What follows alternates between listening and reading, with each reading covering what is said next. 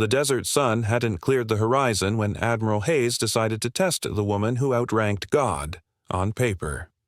Althar Air Base shimmered in the early heat, a sprawl of steel and sand streaked with the scent of jet fuel. It was 0430 Zed, temperature 34 degrees Celsius, light crosswinds from the east at 6 knots. A row of A-10 Warthogs gleamed on the tarmac, wings slick with dew, while a flight crew prepped a stealth transport under orange work lights. Before we start, subscribe and hit the bell. Some courageous stories went unheard.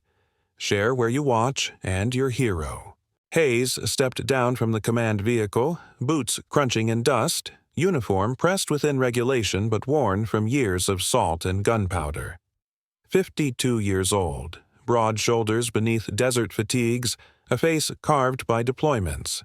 Men still called him Viking One, a relic from another era, when orders were barked through smoke and static. He'd been told this joint exercise would involve unified command oversight. He hadn't been told it meant answering to a stranger. She stood by the transport's open hatch, clipboard in hand, calm against the restless wind. Her uniform was spotless, silver insignia gleaming. Tall, motionless, with eyes that caught light like glass. She didn't turn when he approached. That alone made him bristle. "Didn't know Fleet Command sent receptionists," Hayes said, letting the sarcasm ride on his breath. Without looking up, she answered, "Fleet Commander Lynn. You're late." That word, Fleet Commander, hung like a flare over the runway. Hayes laughed once, sharp and short, expecting a punchline. None came. Instead, the nearest pilot straightened to full attention. A mechanic snapped his salute mid-step. Across the tarmac, the entire operations crew froze. Only then did Lynn look up, eyes cold and steady. "Your authorization packet is incomplete, Admiral," she said, voice smooth as glass. "You'll receive updated parameters in the briefing room." Hayes's grin faltered. He hadn't even been shown the command chain. Yet this woman, this ghost, had just frozen a base full of operators with 2 words. "Spectre, was it?" he said. "That your call sign?" "Yes," she replied, finally facing him. "And yours is Viking One. You'll maintain that designation for the duration of this mission." The tone wasn't hostile. It was final. He caught himself staring too long, searching for a crack in her posture, a hint of self-doubt. There wasn't any. Inside the operations hangar, lights flickered over rows of digital holomaps. A 200 nautical mile radius pulsed on the main display. Red sectors labeled Omega, restricted zones. At the head of the table, Lynn placed a sealed folder. The red tape across it read, "Omega Black OPS Authorization." Hayes's jaw tightened. That stamp was above his clearance. "Hold up," he said, lowering his voice. "This was supposed to be a routine joint drill." Lynn didn't blink. "It's a live recovery mission. The exercise cover is already active." "Recovery of what?" Her eyes flicked up. "That's classified, Admiral." The word stung more than he expected. He'd spent 3 decades fighting under the flag, seen every corner of the playbook, and yet here he was, dismissed with a bureaucratic wall of ink. Hayes leaned over the table, voice low. "You're running a black op under my field jurisdiction. That means you brief me, Commander, not the other way around." Lynn slid the folder toward him. "Not today." The room went quiet enough to hear the hum of the projectors. For a long second, he thought she might be bluffing, but the data feed scrolling across the holomap wasn't simulation code. It was real-time telemetry. Stealth drones moving across desert coordinates. "Ops Room Control, confirm Spectre Command authorization," Lynn said. A voice crackled through the comms. "Confirmed. Spectre Actual has full operational authority under Omega Directive." Hayes straightened, masking the flare of disbelief behind a measured nod. He caught sight of his own team, Ramirez, Voss, standing stiff by the wall, unsure which side of the line to take. "You're overriding my command." "I'm preserving the mission," Lynn replied. "Your teams will coordinate on my mark." For a heartbeat, he considered pushing back, pulling rank in front of everyone. But then he saw the tactical readout shifting again. Flight paths, heat signatures, threat indicators climbing fast. Whatever this was, it wasn't a drill. "Fine," he said. "You want Viking 1 in your chain of command, you've got him. But I'm not taking orders blind." "Then keep your eyes open," she said softly. "You'll see enough." They moved through the corridor toward the briefing deck. The air smelled of oil and sand, the base alive with quiet tension. Outside, A-10s idled on standby, pilots strapped in, visors down, unaware of the classification behind their mission. A thin line of heat shimmered along the horizon, the first edge of dawn. Hayes fell into step beside her. "Spectre, that a call sign or a warning?" "It's both," she said. "I exist where visibility ends." He couldn't help the faint smirk that tugged at his mouth. "We'll see about that." Inside the briefing room, Lynn pulled up the op schematic.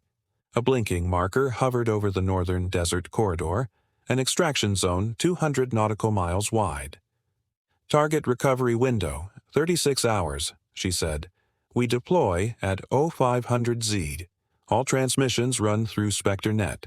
Encryption level 9. "Sounds like overkill," Hayes muttered. "It's not overkill when someone's trying to jam your signal." He looked at her then. Really looked. The calm didn't seem forced anymore. It was practiced, like someone used to commanding entire fleets from shadows. The rank insignia wasn't decorative. It was earned. "Fleet, Commander Lynn," he said slowly, the words tasting different now. "What fleet are you commanding, exactly?" Her gaze didn't waver. The kind that doesn't exist until it has to. That was when the first alert light flicked red across the holomap. Unknown signal detected. Lynn's hand moved instantly to the console. "Ops Control, this is Spectre Actual," she said. "Confirm unregistered transmission on 19.7 MHz. "Confirmed, Spectre. Possible bleed over from Deep Range Recon Channel." "Negative," Lynn replied. "That's not bleed over, that's a handshake." Hayes watched as she decrypted the feed in seconds. Fluid, precise. A cascade of data scrolled down the screen. Coordinates, coded frequencies, mission tags he didn't recognize. She paused only once before locking the file. "Admiral," she said quietly, "this briefing is now need to know, and right now you don't need to know." For the first time in years, Hayes had no comeback. Just silence.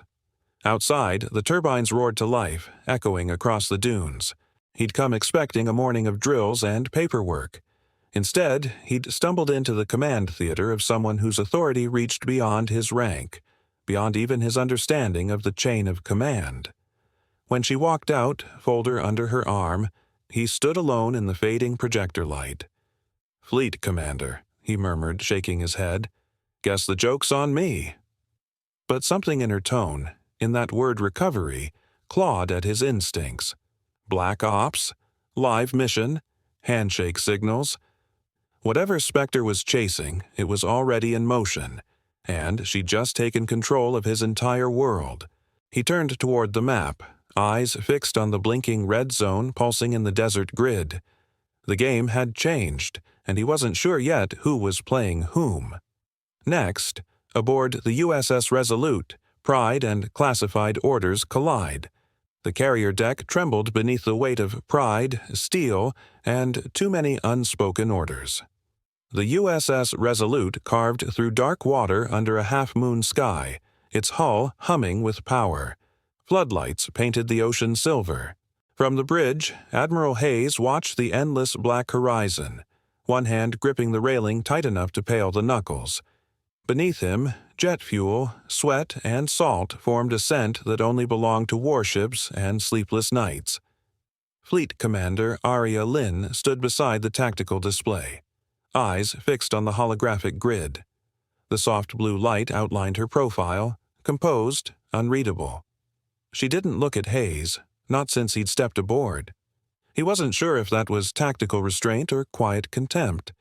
Either way, it gnawed at him. "Fleet Actual, this is Viking 1. Hayes said, speaking toward the comm array. "Confirm command chain for unified ops. Over." The reply came filtered through static. Viking 1, command chain confirmed as Spectre Actual. Mission under Omega authorization. He ground his teeth. Again, that word, authorization. Every syllable felt like a lock slamming shut in his face. He'd spent his life kicking down doors for the flag, but this was one he couldn't force. Lynn's voice cut clean through the tension. "Admiral, Intel confirms a downed recon sub 70 nautical miles east, near contested waters. Call sign, Deep Watch 7. Crew presumed MIA. We recover the package before enemy radar finds them." "What kind of package?" Hayes asked. Her gaze stayed on the holo display. "Mission essential. That's all you need for now."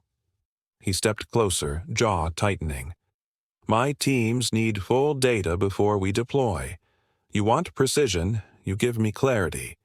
She met his stare, calm as still water. "Precision comes from obedience, Admiral." That did it. The bridge fell silent, crew members avoiding eye contact as the air thickened between them. Hayes leaned in, voice dropping. "Obedience doesn't win wars, understanding does." Lynn's tone never shifted. "Then understand this.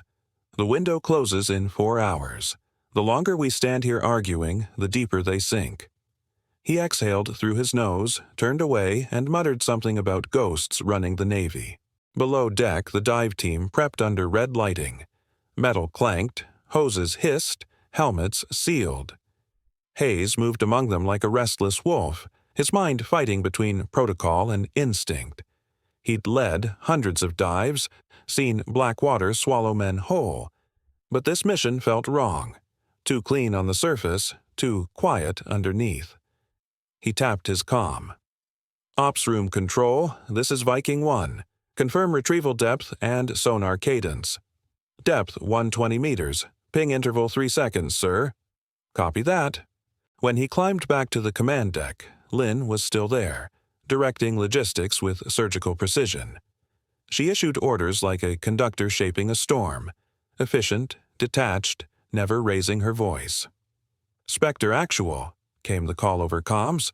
"Drone 1-4 entering descent vector. ETA 6 minutes to contact." "Maintain acoustic silence," Lynn replied.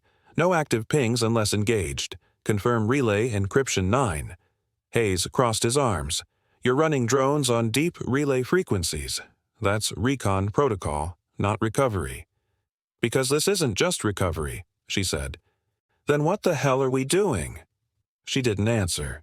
Just turned away, her reflection caught against the viewport glass. Cold light, colder intent. Hours passed under red alert dimness. The hum of turbines pressed into their bones. At EO 3 White Z, the sonar trace flickered, then vanished. A single burst transmission cut through the comm lines, scrambled, encrypted, brief. "Fleet Actual, this is Viking 1, Hayes snapped. "Confirm data burst at 19.7 megahertz. Silence. Then static, then a voice. Flat, synthetic. Unidentified signal acknowledged. Source. Spectre link. Hayes turned sharply toward Lynn. "That was your channel." "Classified feed," she said. "Ignore it." He stepped forward. "Not a chance." He moved to the console, overriding the block. The feed opened for 3 seconds, just enough to see the name scroll across the decrypted tag before it self-terminated. Echo 6. Status, Extract Priority 1. The world seemed to tilt. He froze. Echo 6, his protégé, the man he'd buried 3 years ago after a failed covert op in the Baltic. He stared at Lynn. "You knew." She didn't answer immediately. "I suspected." "Suspected?" His voice cracked somewhere between fury and disbelief. "You built a mission around a ghost and didn't think to tell me?" "He's not a ghost," she said. "He's alive, and he's carrying something we can't afford to lose." "What? Intel? Codes?" "Worse," she said. "Proof." Hayes's breath hitched. All his anger drained into something colder. Understanding. She wasn't just commanding a fleet, she was shielding it from exposure. Whatever Echo 6 carried could shift global balance sheets and end careers. He glanced at the clock. 04:18. Retrieval window live. "If you think I'm sitting this out, you're wrong," he said. "That's my man down there." Lynn finally turned to face him fully. "Then don't let your emotions drown him." The comm crackled again, cutting through their standoff. Drone 1-4 in visual range of hull breach. No movement, deploying submersibles. They both leaned in, watching the feed. Grainy images of the ocean floor flickered across the display. Black metal, shredded, the insignia barely visible under layers of silt. Then a human outline moved. "Motion detected," Lynn said. "Activate recovery beacon." "Spectre, actual, that's suicide," Hayes growled. "They'll triangulate that signal in minutes." She didn't flinch. "Then we finish in 2. The bridge came alive. Orders snapped. Data streamed. Hayes's heart pounded against his ribs as he watched the extraction unfold, the drone's arms locking around the survivor's suit, dragging him toward the surface. It wasn't just another mission now. It was a reckoning. When the feed stabilized, the recovered figure drifted into frame. Helmet cracked, oxygen line trailing like a ghost tether. The ID patch read Echo 6. Hayes swallowed hard, voice almost gone. "He made it." Lynn's voice softened just slightly. "He made it because we stayed on mission." For a moment, the two stood in silence. The sea groaned beneath them, ancient and endless. Hayes exhaled. "You could have told me." She shook her head. "You wouldn't have believed me." He wanted to argue, but she was right. Below them, the retrieval alarm signaled completion. One life reclaimed from the deep, one truth rising to the surface. Lynn turned to her crew. "Condition amber. Secure the fleet. We've just been seen." Hayes looked toward the radar scope as new contacts began to bloom along the perimeter. Enemy patrols, closing fast. He didn't need to ask what came next. He could already feel the storm building.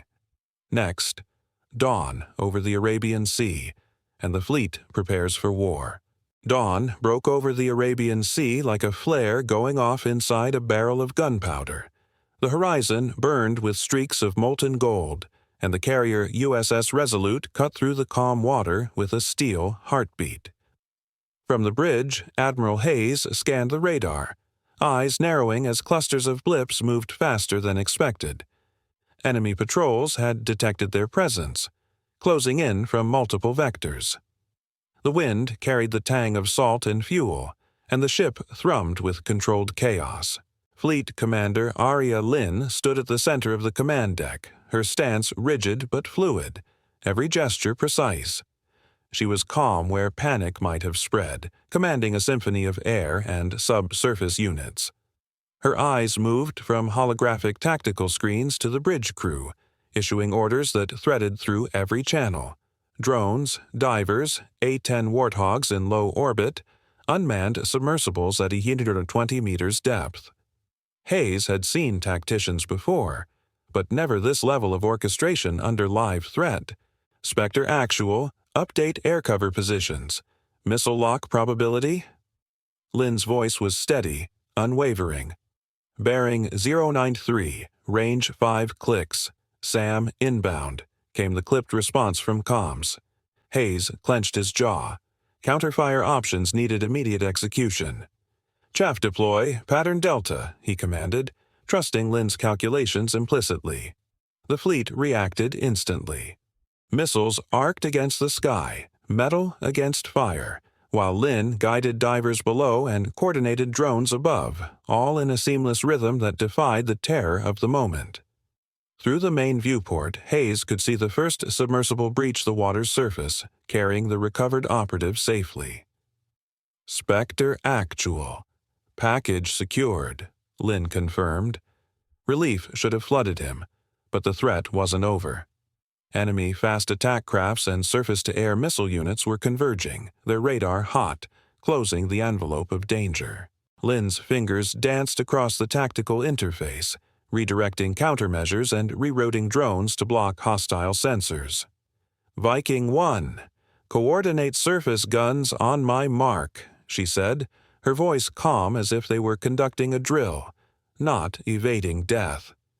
Hayes followed her direction, issuing orders to deck guns with precise timing, creating a protective arc of fire. He watched in awe as her mind seemed to occupy every part of the fleet simultaneously, thinking 10 steps ahead. A damaged sub began surfacing in the eastern quadrant, its hull scarred by enemy proximity. Lynn's eyes locked on the live feed. "I'll guide her in," she said. "Keep suppressing the flank until she's clear." Hayes nodded, hands steady now, covering her with everything the ship could fire.